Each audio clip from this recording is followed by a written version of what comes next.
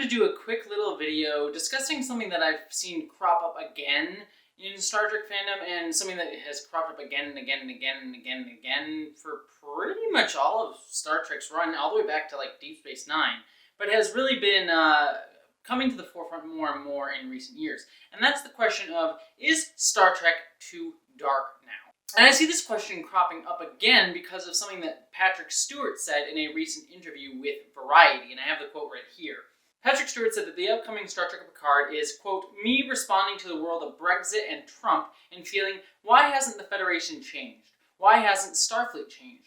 Maybe they're not as reliable and trustworthy as we thought. Basically, he sort of sees Star Trek Picard as his response, or at least Star Trek's response to Brexit and Trump getting elected, and a lot of like the darker sides of politics today. Because everyone, no matter what side of the political line you're on, everyone's kind of depressed about everything, and everyone just feels like everything's going to crap.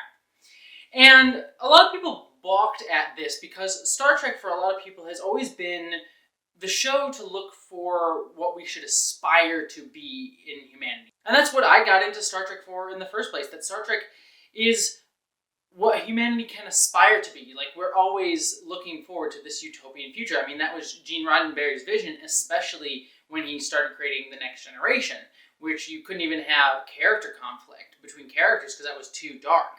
So a lot of people have been feeling that Star Trek has just been going down and losing that sense of identity as things have gone on. Like, look at Star Trek Discovery Season 1, which was a much, much darker show than Star Trek normally has been.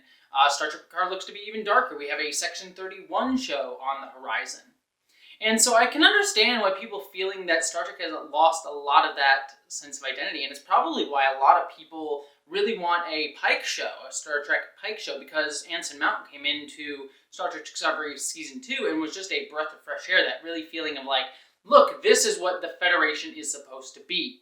I understand this feeling a lot. Star Trek is something that gave me a lot of hope for the future. I mean, it made me feel that humanity getting better was not only possible, but inevitable. Like, I latched onto Star Trek at such a young age that, you know, I'm not a super religious person, but my feeling towards how we can improve ourselves and what humanity can be comes from Star Trek. Like, my guiding light for my morality is Star Trek. And I know that that's a lot to put onto a TV show made by people who make mistakes, but I mean, people in religion do that. People who run religion nowadays, not speaking about like your actual beliefs, but like people who run religion nowadays are just people trying to figure it out. We all have a core where our morality comes from, and Star Trek was always mine. And I always look to it even in the hardest of times. Like, during certain political events in the past few years, I got really depressed off of them.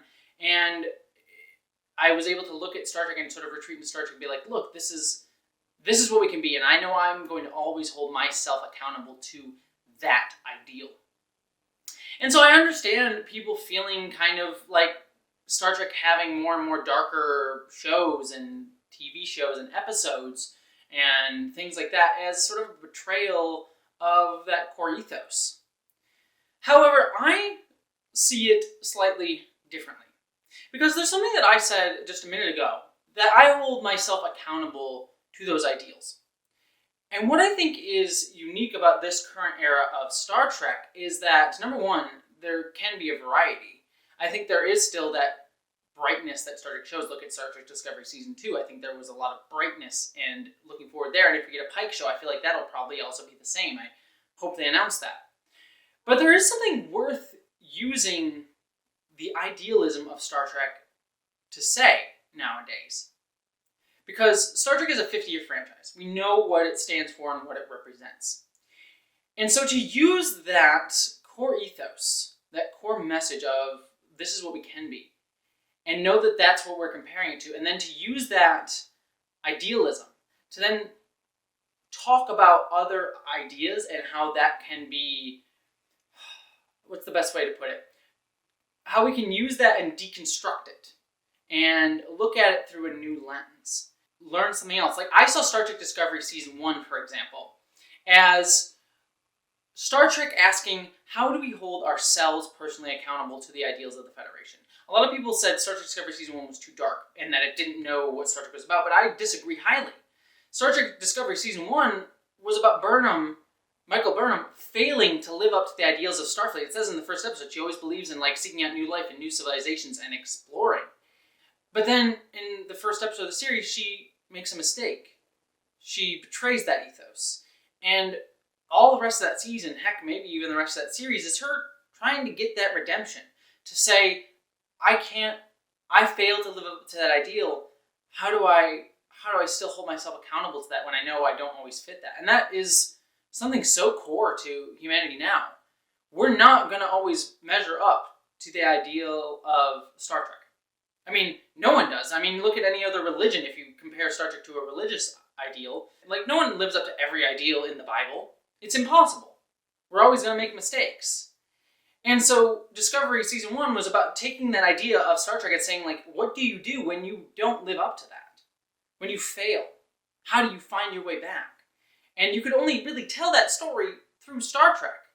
Or at least, very least, using Star Trek to tell that story makes it much more palpable because we know what that ideal means. We have a feeling of it. If we had just done that in any other story, it wouldn't have felt as powerful because we wouldn't have felt the sense of what that loss meant. And I think the same thing can happen with Star Trek Picard, because from what Patrick Stewart says, like Star Trek Discovery being an internal journey and trying to hold ourselves internally accountable, Star Trek Picard is a show about holding the world and things outside of you accountable to those same morals and ideals. Picard is a character who we trust to hold up the ideals of Starfleet. I know that the man who is always ready to give a big speech at the end of the episode, I trust Picard to do the right thing. And so to see this man come into a federation that may have lost its way a little bit, to come in and say, no, this is what we have to do. This is the right thing. Can show us how we can go out and externalize the Star Trek ideals, how we can fight for the rights of others in the rest of the world. I mean, again, like I was saying earlier, there's a lot of dark stuff going on in the world today, and it can feel so overwhelming. And I think we need a story where a character comes in and says, no, this is what we can be. I know this is what we can be. We can be better. And hold others accountable to that ideal.